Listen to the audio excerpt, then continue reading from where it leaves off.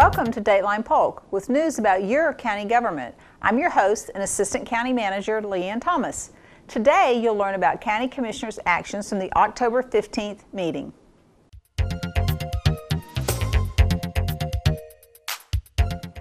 Acting as the Eloise Community Redevelopment Agency, the board approved minutes from the June 4th meeting. The Community Redevelopment Agency granted $2,500 to Habitat for Humanity of East Polk County as part of the CRA's Housing Revitalization Assistance Program. They also allocated approximately $15,000 from the Library Municipal Services Taxing Unit to purchase materials for a library, media, and written arts center located in the Eloise Resource Center. Reconvening as the Board of County Commissioners, board members approved an agreement with Sin State contractors for improvements to the Van Fleet Water Production Facility. The contract is for approximately $3.6 million. They also approved a contract with Oglesby Construction to maintain long line road striping on county roads for a contract of $1.2 million. Mark Hammond with the Central Florida Water Initiative gave a presentation on near and long-term water supply needs in the region. Mark joins us now with more details. It provided the Board of County Commissioners with an overview of the Central Florida Water Initiative, an initiative that's within Polk, Osceola, Orange, Seminole, and Lake County, looking at the long-term water supply needs for the area and developing solutions for the region for the long-term water supply. The board approved an agreement with URS Corporation for approximately $206,000. URS will provide a drainage, evaluation, and pond design for the intersection of Reynolds Road and Main Avenue in Lakeland. URS will also conduct a stormwater quality and wetland mitigation evaluation of the Shea property near Lake Hancock. Commissioners approved the design, permit, and bidding services for additional disposal space at the North Central landfill at a one-time expense of approximately $487,000. The board voted to require KMR Concrete in Bartow to have stormwater ponds completed and working within 30 days in efforts to lessen the company's impact on a nearby neighborhood. Board members approved a federal lobbying contract with Holland & Knight for $102,000. Holland & Knight represents Polk County and Washington, D.C. to identify and secure federal funding for pressing county projects. In regular board action, commissioners approved disbursements from the county comptroller as well as minutes from the board meeting on October 1st. Commissioners proclaimed October as Red Ribbon Month in support of InnerAct Alliance's awareness efforts. Angie Ellison accepted the proclamation and joins us now with the details. We were here today to celebrate Red Ribbon Month, and the reason that we do that is to raise awareness regarding substance abuse, tobacco, alcohol, and other drugs. And the great news is that most of our kids do not get involved in substance abuse. But of course, it's unacceptable if even one child or family experiences the detriments of substance abuse. So we're here to celebrate, but also raise awareness regarding this issue. The board recognized 4 employees who reached milestones in their careers this month. Congratulations to Vendera Lewis in County Probation for 20 years of service. Thank you to Althea Julius in Facilities Management and Michael Teat in Transportation for 25 years of service. And celebrating 35 years is Yolanda Simmons in Indigent Healthcare. Thank you for all your service to our community. Board members reappointed Herbert Nigg to a 3-year term on the Polk County Historical Commission Advisory Committee. They also appointed Amy Lanfear and Audrey Netlow to 3-year terms on the Polk County Lake Access Advisory Committee.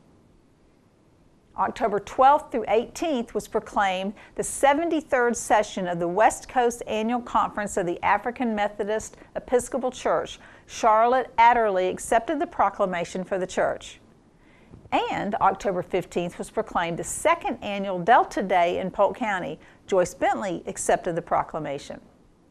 Today, the ladies of Delta Sigma Theta was here on our 2nd annual Delta Day at the Polk County Board of County Commissioners. Delta has been around since January 1913. We celebrate our 100th birthday this year, and today we're out to promote our programs and our services. During the public hearings, the board repealed the Polk County Stormwater Utility Ordinance as it is no longer needed. Commissioners also amended an ordinance that guides the collection of impact fees and disbursements to the school board. The amendment provides additional transparency and accountability to the routine process. It also establishes an impact fee exemption for disabled group home facilities. R.J. Walters, Communications Specialist for the Transportation Planning Organization, joins us now with an update on transportation projects in Polk County. Thanks, Leanne. If you're getting used to hearing about the Polk TPO, aka the Polk Transportation Planning Organization, well, get used to it.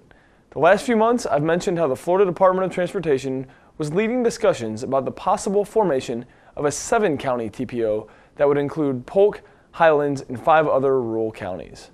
But at last week's Polk TPO board meeting, Director Tom Deerdorf announced that the Polk TPO will remain its own entity for the foreseeable future, as the state has allowed the other 6 counties to pursue the formation of a new planning organization that will more appropriately fit the needs of those counties and their jurisdictions. The timing is ideal for TPO staff, as now it can focus on the continued development and release of a brand new website and logo, which are expected to be rolled out to the public by January 2014.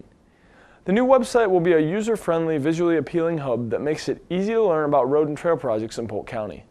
People will be able to make comments or ask questions on specific projects, watch timely videos on the developments that are changing the way people travel in Polk County, and take part in online surveys and find out about public gatherings that are impacting how the TPO plans for Polk's future, which is your future. Another item of note that came out of the October 10th TPO board meeting is that the board passed a resolution that supports the TPO joining TBARTA, which stands for the Tampa Bay Area Regional Transit Authority. TBARTA was created by the Florida State Legislature in 2007 to develop and implement a regional transportation master plan for the 7-county West Central Florida region consisting of Citrus, Hernando, Hillsborough, Manatee, Pasco, Pinellas, and Sarasota counties. The authority's purpose is to improve mobility and expand multimodal transportation options for passengers and freight throughout the region. And the Polk TPO board, as well as TPO staff, see the benefit in having a seat at the table with our partners to the west. It will allow the TPO to be a more participatory member of regional development and will mirror several partnerships the TPO has with other planning organizations to the north and east of Polk County. To learn more about TBARTA and look at the long-term plans that are currently on the books for the region, go to tbarta.com. Let's lower the magnifying glass now and focus strictly on Polk County, more specifically the roads you're traveling and the construction that might cause you delays or slowdowns in the coming week. Here are a few new road projects in the hopper that will require some attention by travelers. On US 27 in Haines City from Silvercrest Drive to Bates Road, crews are beginning the process of constructing 2 right turn lanes and 1 left turn lane on the west side of US 27. There will likely be lane closures in the coming weeks, but for now only the southbound shoulder is closed. In Lake Wales, you will notice crews are working on State Road 60 at the intersection of Martin Luther King Jr. Boulevard and Walker Street. The 4-lane section of roadway will be reduced to 1 lane in each direction, and the westbound left turn lanes to South Walker Street and Gibson Avenue will be closed from 9 a.m. to 4 p.m. each day. This project includes removing and reconstructing concrete traffic separators in the median of SR 60 from Gibson Avenue to just east of Walker Street, Martin Luther King Boulevard, adding a traffic separator to allow left turns only from the median of SR 60 onto MLK Boulevard and Walker Street, and right turns only from MLK Boulevard and Walker Street onto SR 60. There will also be extended left turn lanes onto MLK Boulevard and Walker Street, so a lot of action going on there. Those are just some of the highlights of construction that's hitting local pavement right now. And here's a list of all the places to be on the lookout for daytime road closures or delays throughout the county. US 27 from Highlands County to north of US 98.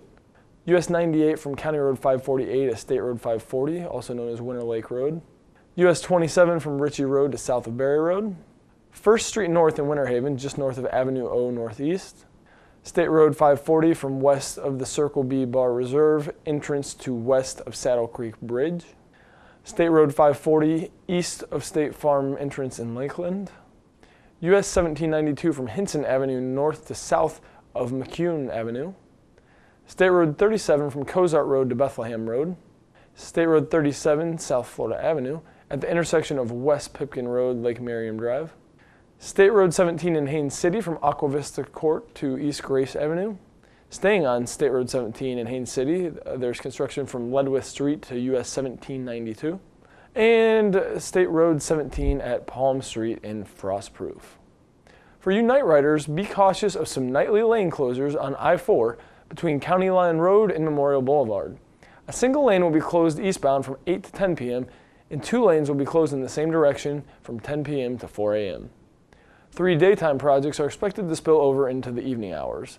They are US 98 from County Road 548 to State Road 540, US 1792 from Hinson Avenue north to south of McCune Avenue, and State Road 37 South Florida Avenue at the intersection of West Pipkin Road, Lake Merriam Drive.